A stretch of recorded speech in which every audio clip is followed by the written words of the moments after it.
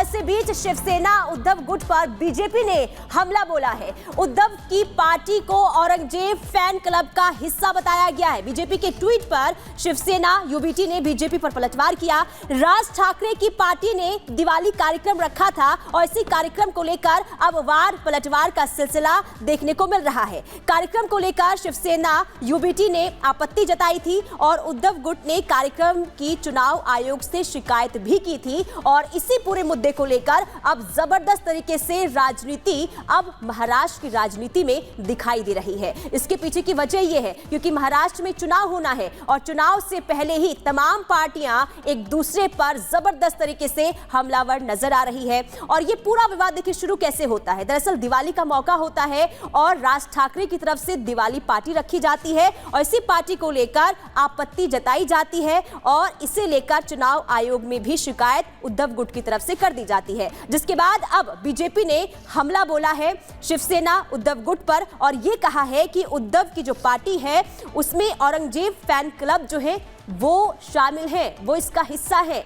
ये कहा गया है बीजेपी की तरफ से। तो शिवसेना उद्धव गुट पर बीजेपी ने हमला बोला है और हमले के पीछे की वजह है राज ठाकरे की तरफ से कार्यक्रम का आयोजन दिवाली के मौके पर किया गया था। और सीधे सत्यप्रकाश के पास चलेंगे, हमारे सहयोगी हमारे साथ जुड़े हुए हैं, उनके पास जाना चाहेंगे। सत्यप्रकाश, सवाल ये उठता है कि दिवाली का कार्यक्रम रखा था शिवसेना उद्धव गुट को, आखिर परेशानी क्या है, किस तरीके की सियासत है ये?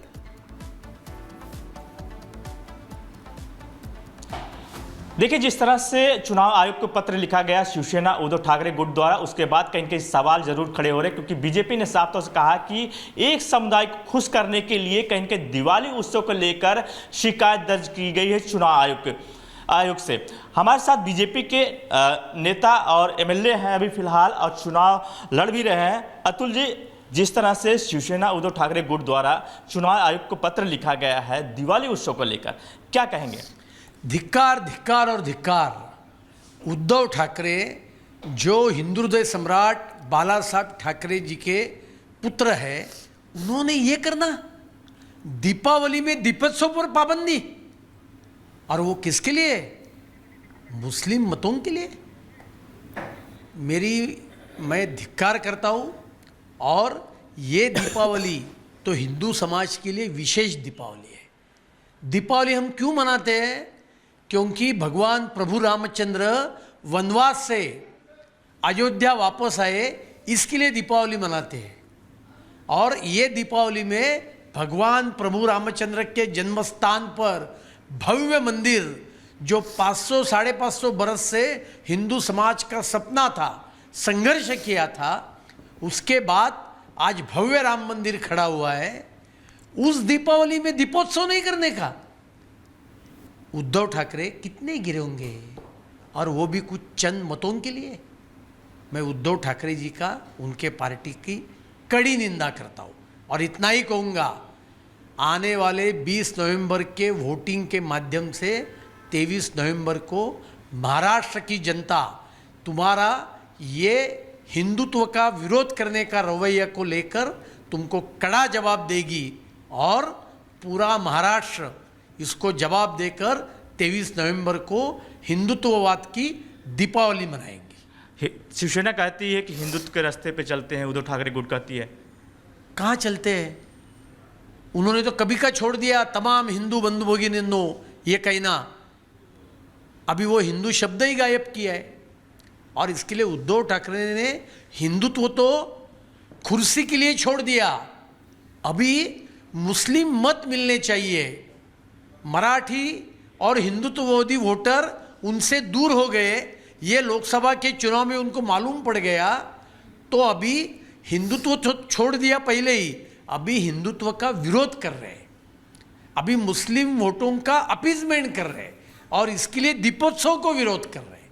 अभी वो और एक स्टेज आगे कहे कि हिंदुत्व का द्वेष करने लगे और मुस्लिम अपीजमेंट खुलकर वो करने लगे हैं। क्या कांग्रेस के दबाव में इस तरह से कर रहे हैं?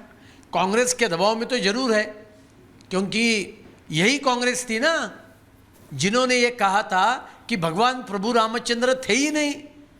ये तो एक हिस्टोरिकल एक कंसेप्ट है, बाकी उसमें कुछ दम नहीं है। एफिडेविट करके कहा था सुप्रीम कोर्ट में, और इसके लिए कांग्रेस के साथ जाने के बाद अभी जो मुस्लिम समाज के लोग बोलेंगे, ओवैसी जो बोलेगा वो बात करने के लिए उद्धव ठाकरे काम करने के लिए तैयार है। ये देख सकते हैं कि बीजेपी के विधायक अतुल का साफ तो कहना है कि जिस तरह से शिवसेना उद्धव ठाकरे गुट द्वारा पत्र लिखा गया है चुनाव आयोग को और विरोध जताया, उसके बाद कहीं कहीं शिवसेना उद्धव ठाकरे के जो हिंदुत्व है उस पर सवाल खड़े हो रहे हैं। लेकिन सत्य प्रकाश, जरा ये भी समझने की कोशिश कीजिए, क्योंकि देखिए जिस तरीके से ये मुद्दा चुनाव से पहले यानी कि चुनाव होने हैं उससे पहले ये मुद्दा उठाया गया है, तो इस पूरे मुद्दे को किस तरीके से देखा जाए? क्या वोट बैंक की राजनीति अब हो रही है?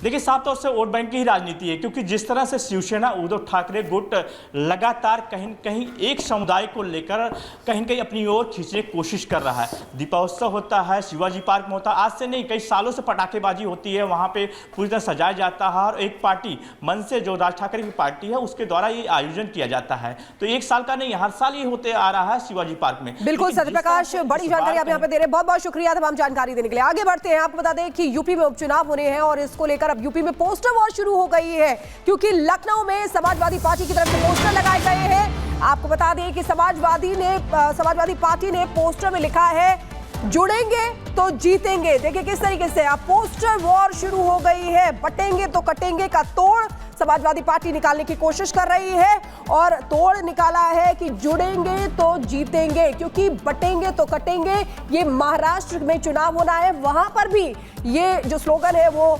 गूंजा था, जिसके बाद अब आपको वो पोस्टर में दिखा रहे हैं। देखिए किस तरीके से अखिलेश यादव की बड़ी सी पिक्चर है और जुड़ेंगे तो जीतेंगे।